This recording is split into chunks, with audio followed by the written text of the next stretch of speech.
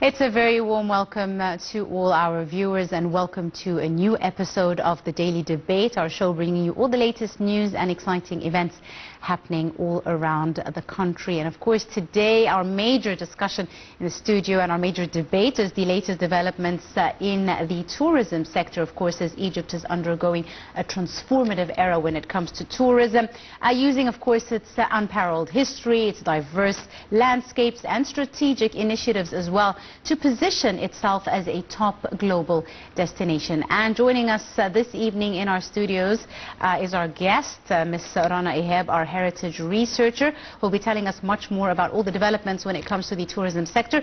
Rana, thank you so much for coming in this evening, and it's a very good evening to you. Just thank you, and thanks for the positive energy attacking from you. Thank you so much, Rana, and it's absolutely a pleasure to have you with us on the Daily Debate. And of course, Egypt, as I just said, is really diversifying its tourism sector. The government is setting very ambitious goals to attract different kinds of tourists from all around the world, supported substantially by many investments, infrastructure, promotional campaigns, marketing campaigns, and many other things that of course we'll be discussing later on in our episode. But first, let's bring our viewers a quick report on the latest developments when it comes to the tourism sector and world-class tourism and investment opportunities in Egypt, and we'll be back for more. Do stay tuned.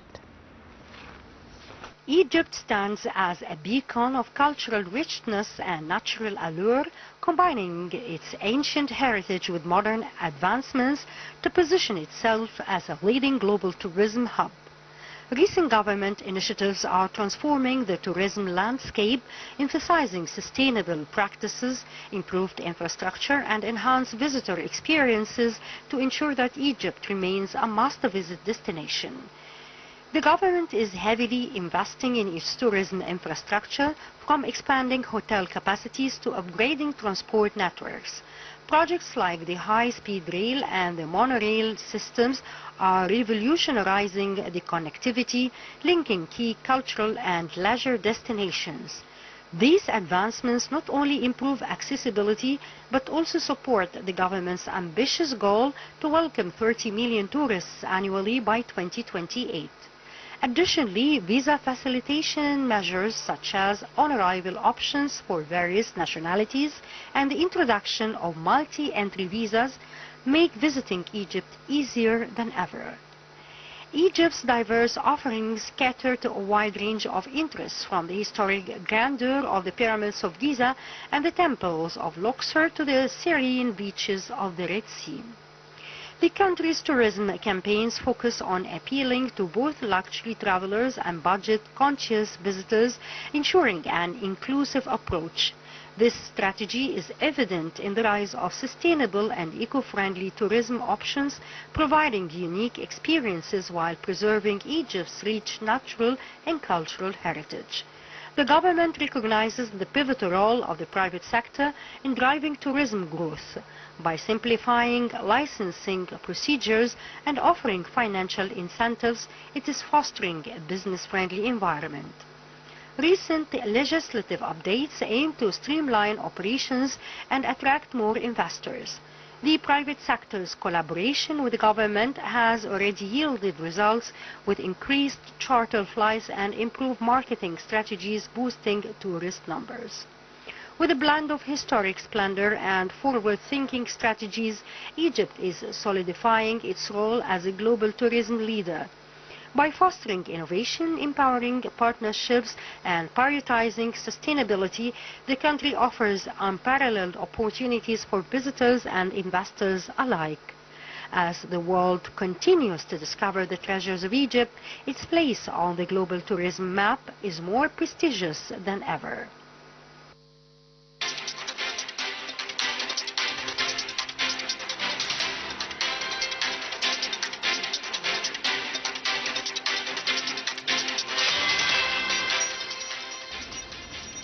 Welcome back, ladies and gentlemen, and of course, once again, I'd like to welcome our guest, Ms. Rana Ehab, our heritage researcher. Once again, Rana, it's an absolute pleasure to have you with us this evening. And of course, as Egypt is, transforming its tourism sector, combining between modern infrastructure, cultural allure, propelling Egypt really to the forefront of international tourism. In light of this, how do you see Egypt's vision for the tourism sector evolving to align with global standards? Actually, when we are talking about the global standards and what happened today, we found that technology is actually covering everything around us. So because we are thinking about this, now we see the trends in Egypt is completely different before 5 years ago. It's not just only a 10 or 15, it's 5 years ago. So now we are going in the same track of the transformation in the technology itself. So we will found virtual VR, virtual reality, and the artificial intelligence.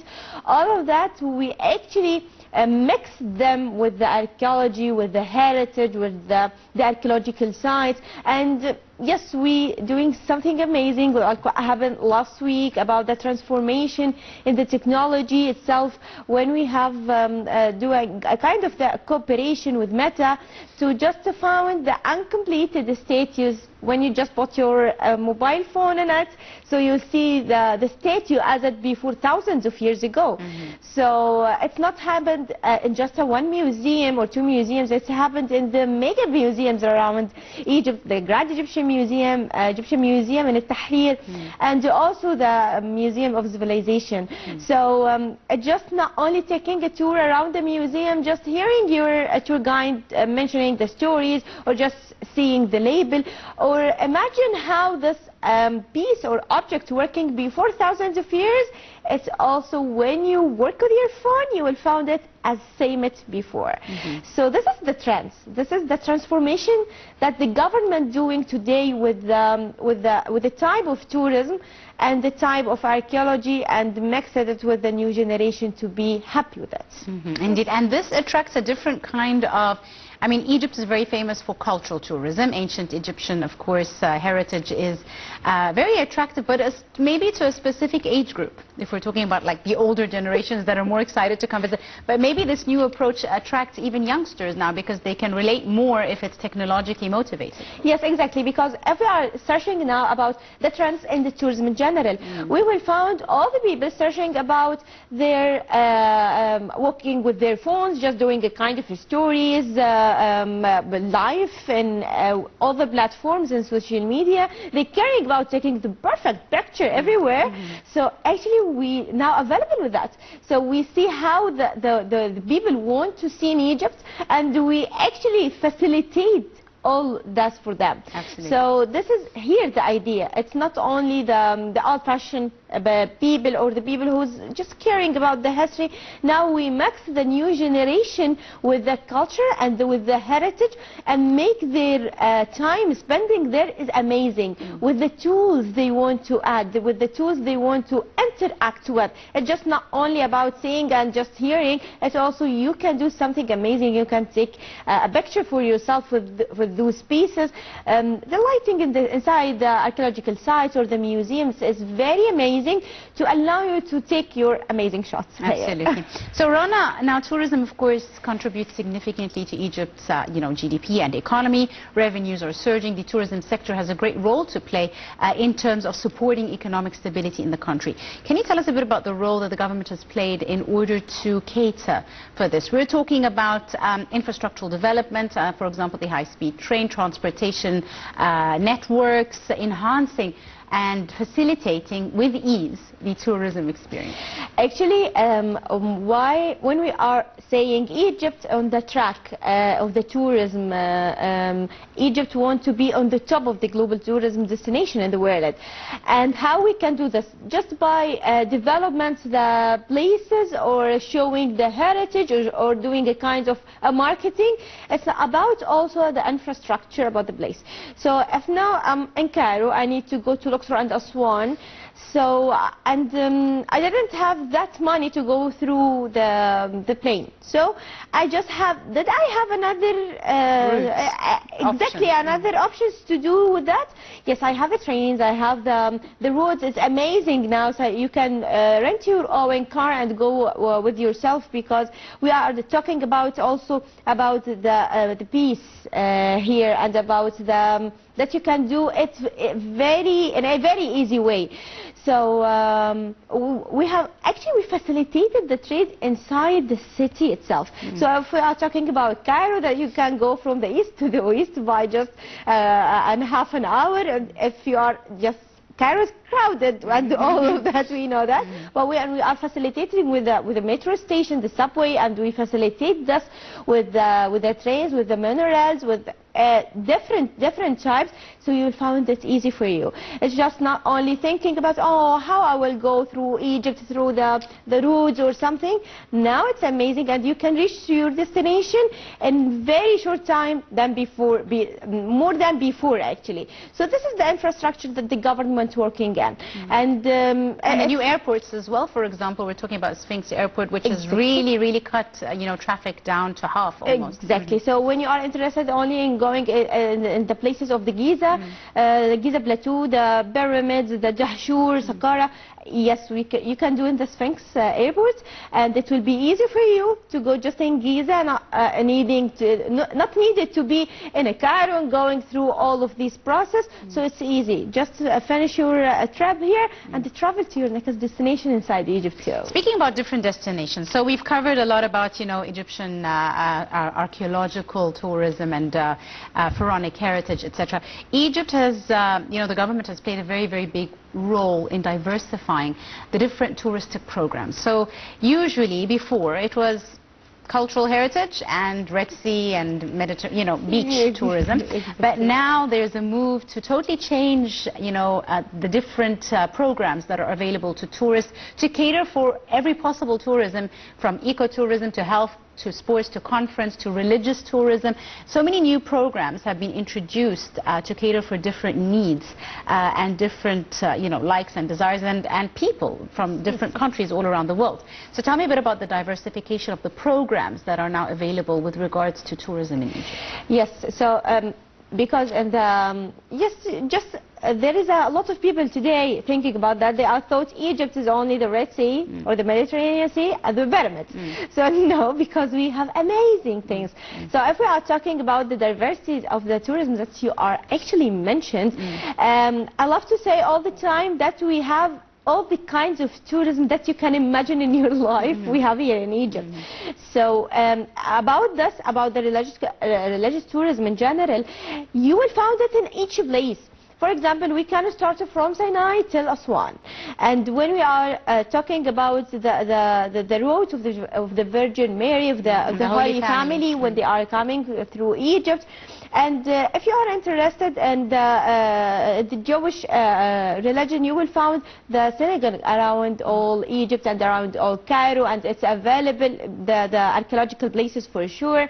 And if we are talking about the mosques and the Islamic religion, we have actually Cairo was named as the city of thousands minutes because of it have amazing fabulous mosques, Islamic places. So this is the idea here. This is about just only one type. If you are didn't need to go, just you want to relax, having a kind of meditation and all of that, you can travel to Siwa, to the oasis, with the sand here. There's amazing to facilitate everything. The springs, the hot springs especially, there it's actually fabulous. And there's lots of health benefits as well. Exactly. If you are just want to care about the ecotourism, we have here the Grand Egyptian Museum was one of the projects that related to the ecotourism, that you can travel also to Sharm el-Sheikh, to Hurghada, the green places, mostly the most known green places for tourism here in Egypt.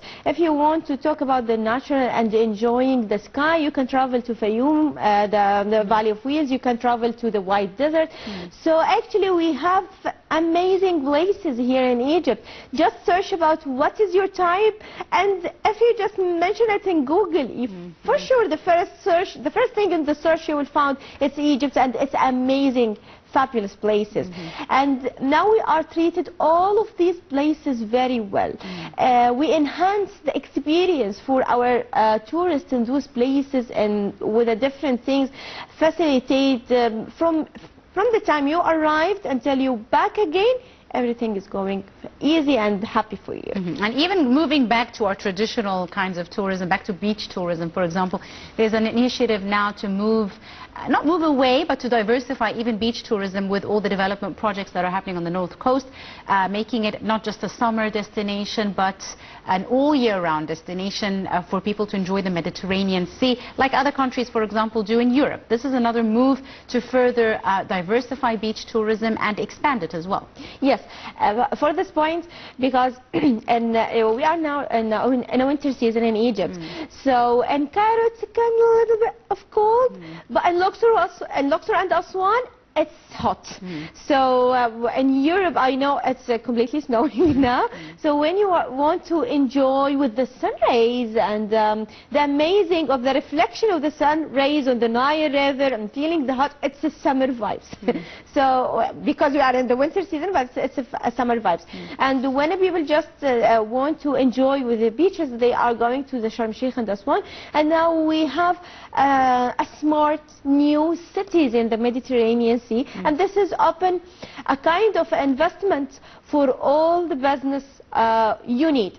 And when we are talking about the business need, we are talking about the developing and the opening markets for different kinds of people, and this is allow us for more opportunities and jobs for actually Egyptians and internationals, because when we have something related to the tourism, that we have a tourism industry itself, it should be have foreigners inside. They are working in Egypt for Egypt, so it's opened a lot of actually a lot of doors to all the people around the world, for the Egyptian in the first stage, and for the criteria, for the trends, for everything.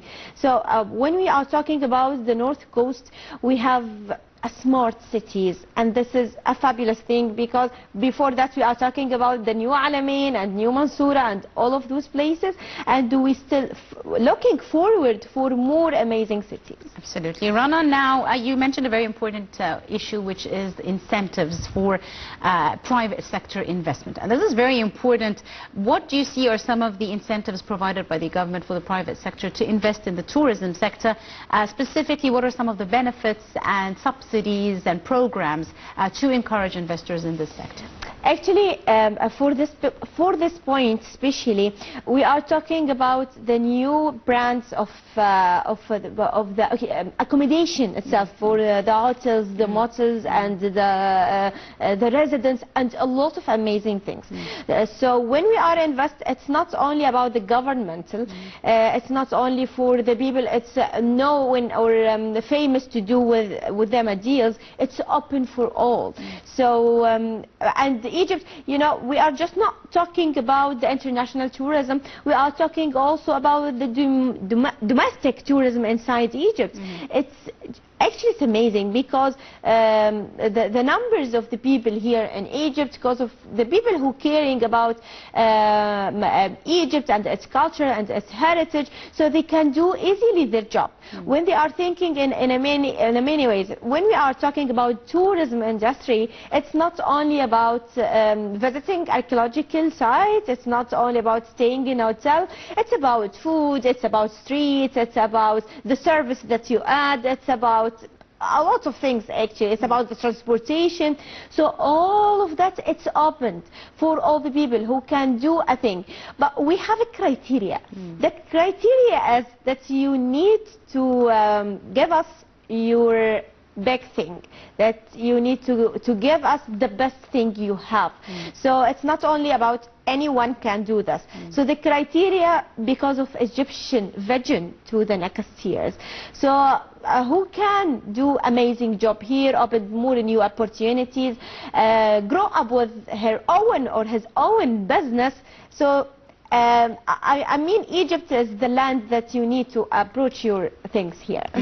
Tell me, Rana, now, of course, Egypt approaches, tourism in a balanced way, development and sustainability. It's very important It's not just about development and, you know, not taking care of everything else with regards to sustainability. How do you see this in light of, you know, Egypt's ambitious plans to host, for example, over 30 million tourists annually, increase, for example, accommodation, like you said, hotels, etc., all in line with sustainable development? I want to mention that because actually we are talking about the different kinds of tourism, and we mentioned the conferences, and just that's what happened in discussions during the last important events that happened here in Egypt during the last 2 weeks. It's the urban heritage. So when we are talking about sustainable, the United Nations choose Egypt to be the perfect example for this topic. So now we start to have a green hotel inside Cairo itself. So this is talking about the sustainable things. We have a new cities that on the borders of Cairo, the border of Cairo, to investment more and to have a kind of way to do anything you need. So this is here going with the same sustainable thing. Even it's working also with the archaeological sites and the museums, with all the tourism sector, with the green buses that we have, with the green scooters that we have. Also, all of that played a very important role in sustainable, and yes, we are working in a very hard. So they are working in the similar way together with those things for that reason. Indeed. Now, let's talk a bit about some of the international partnerships that Egypt has embarked on, collaborations to play a role in the promotion of Egypt as a global touristic destination. Before, in the olden days, you'd always see the typical poster of a camel and the pyramids and the desert, and, you know, there wasn't all these different kinds of promotional tools that we have now. We've got social media, we've got, you know, even the use of celebrities or sports international figures and stars, etc., all promoting in a different way than before. Tell us a bit about the promotional campaigns that we've seen over the last few years. Yes, actually we have a special thing we are doing now about the King Ramses II and his treasure is going around the world, and we have King Tutankhamun, also his treasure going around the world in the most known museums. So this is also a kind of promotion, because you just seen just a 10 or a 20 pieces, but what if you visit the tomb itself, if you visit the place itself? And we are also talking about the cooperation that we just mentioned before about with the most known social media platforms here, not here also, it's all the world, yes. Exactly. So doing such a cooperation, and this is actually the first cooperation in all the world to doing such a project, revival project in Egypt. So that happened in the world, so we are taking the lead in all of that things. So this is a kind of the cooperation with the international.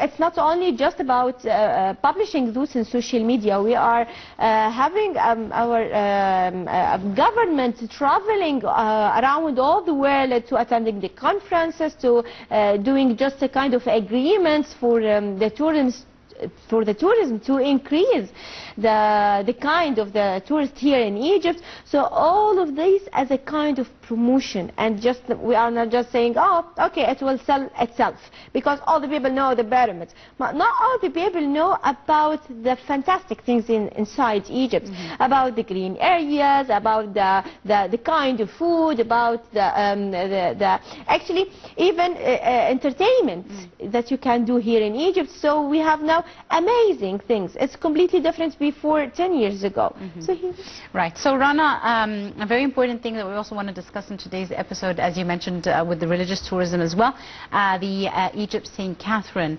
area, which is very, very important. We've seen lots of new development projects in this area, and it has recently been crowned the world's best capital of religions and peace.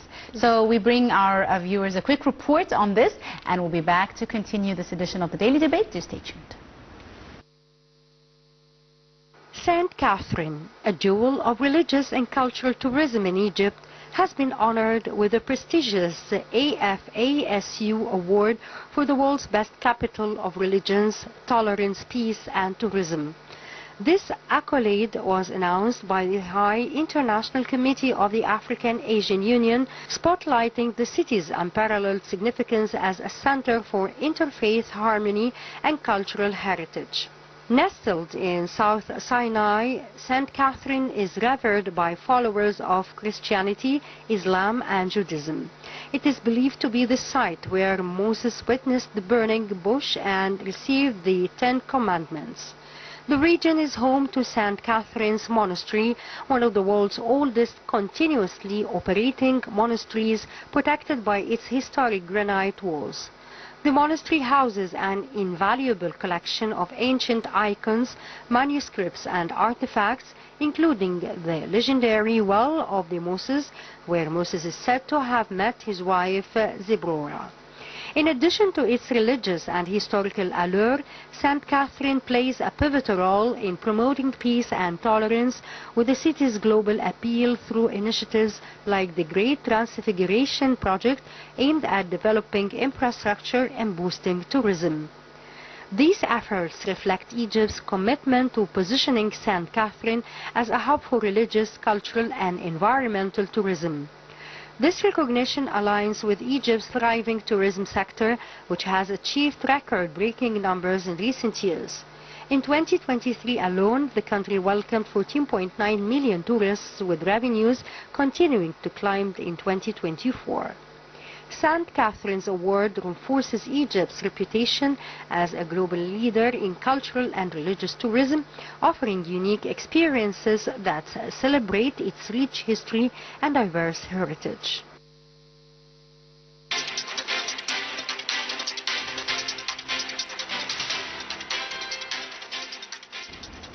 Welcome back, ladies and gentlemen, still with you, and once again delighted to be in the company of Rana Ehab, our heritage researcher. Once again, Rana, welcome to the show. Let me talk a bit about St. Catherine. This is being crowned as the world's best capital of religions, tolerance, peace and tourism.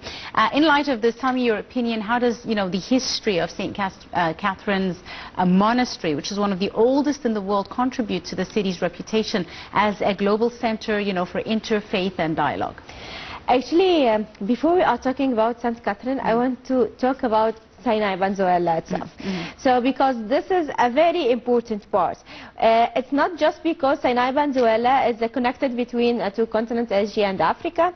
It's not only because Sinai is amazing places for the three heavenly religions. It's not only because Sinai have beautiful shores in the Red Sea and amazing scenes that you can just find, when just doing a kind of joking with our friends, we just you are taking a photo where is the place of the desktop, your computer, and so you actually found this also in Sinai Venezuela.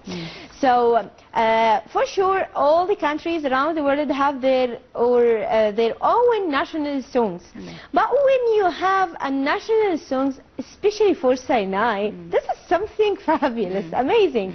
So we have around 10 about Sinai Venezuela, because it's have a different part in the Egyptian people's hearts. So yes, Sinai is amazing at all from all the beginning. Actually, when when one of our ancient Egyptian kings want to show the people his controlling, he said that I sent my army to Sinai to bring me a kind of precious material which is turquoise, for example. So I sent my people to this place, to Sinai, to bring me something. So he wants to show his actually controlling on the land. This is a part from the Egyptian land before thousands of years ago. So now we are talking about the south part. It's the most amazing part. We are talking about Sharm el-Sheikh and St. Catherine and all of these places. St. Catherine, it deserves this title because as I mentioned, it's related to all the heavenly religions, and it's related to the Muslims, it's related to the Christians. The Holy Family started their journey from Sinai there. The saints and the Christian religion, when they want to show their kind of near to the God, they are going to this place. The journey to take as a tourism now, as a tourist, when you have to take a journey to this, it's at least taking 10 hours. So 10 hours just to be to a near place to the God, to worship to the God. This is something amazing. No one can do this. So the journey itself, from all the beginning, it's full of spirituality. Exactly, full of good vibes. You are just with on the mountain, looking at the sky, the naked sky, with its amazing stars. Actually, they didn't need a light because the moon there, the stars there. So when you finish your tour and the mountain, and you are just going down, you visit the church, and inside the church we have the mosque, and you're taking your journey. Just even on the sand itself, you smell a different smell, and it's amazing. It gives you a power to continue your journey, because the journey is doing for a thing, for a reason. You need to be just a kind to, you need to make your soul clear from any evil thing. So here is the point of why St. Catherine is amazing, why St. Catherine is important for all the people. When you're doing a kind of meditation, you can go to St. Catherine and feel it, really feel it. So yes. It really is breathtaking there. Rana, tell me a bit about, the Great Transfiguration Project. This is a project embarked on by the Egyptian government to develop, St. Catherine as a hub for religious and cultural tourism. Tell me a bit about this important project and what it entails. So, because this is a great project, so all the governments, all the ministries from everywhere, the Ministry of Housing, the Prime Minister, and also the Minister of the Transportation, they are working together to make this place as a kind of easy going for all the people. So some people say, oh, okay, we are in Sharm el-Sheikh because we didn't have an airport there, so the road takes around 2 hours or 3 hours, so maybe the next time. So we facilitate all of that. So just before 2 months, we celebrated here in Egypt that our trains back again to Sinai after it's stopped for 50 years. Yes. Now it's working. Now it's easy going. Now you can reach this place is very easy. So, and when we are talking about the facilities that we offer for the guests or the tourism there, so you can find a kind of restaurants, the accommodation you want, hotels, motels, or small houses, anything you need. Just the government working very hard to facilitate all of that. The road itself, because this is a very important thing. It's just not taking 6 hours or 5 hours, it's just taking 1.5 hours and 2 hours.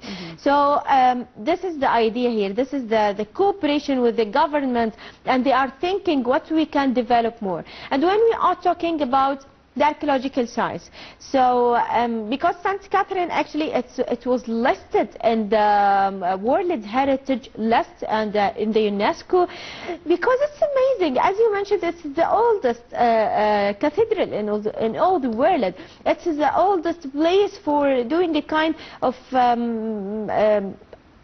spiritual and religious thing. And as we mentioned all the time, actually the baptizing started from Egypt, and the religious started from Egypt, the monasteries started from Egypt, so all of that happened in this place in Sinai. When we are talking about the Muslims, we are talking about the Prophet Moses. He talking with Allah in this place, so you can imagine how this place full of good vibes.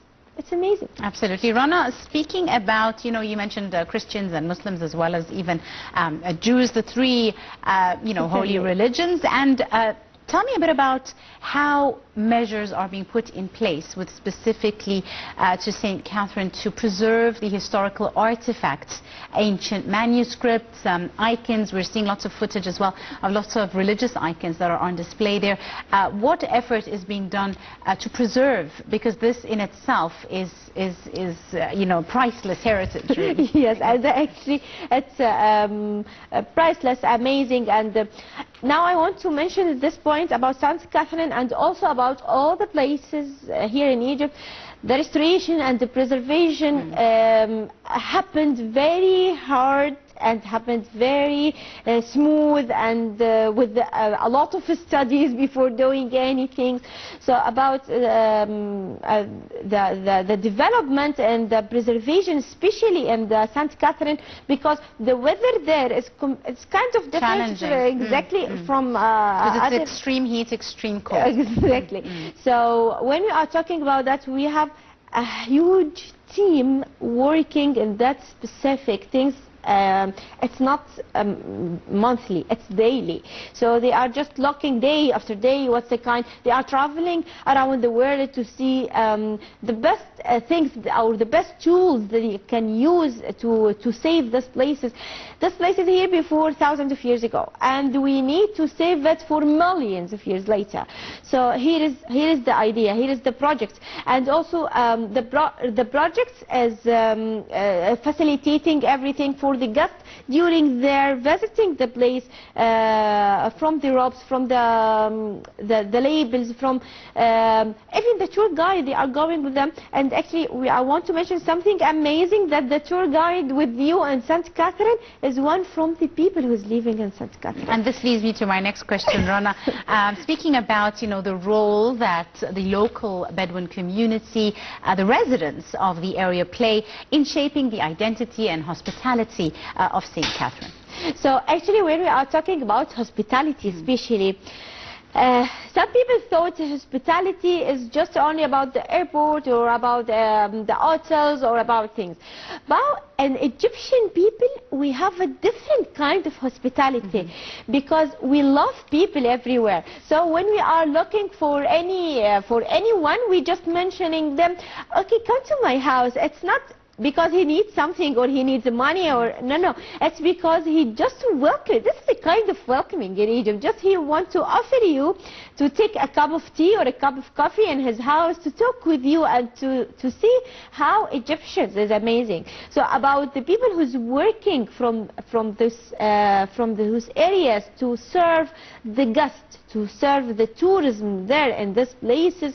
So this is a kind of amazing, and that's what we mentioned at the beginning of the episode about how the job opportunities for the people who live around the area is very important. This is a kind of investment. It's not because we are going through the mountain, and no one will know this mountain more than Egyptians who lived in this the places. Locals of the area. The locals in the area, exactly.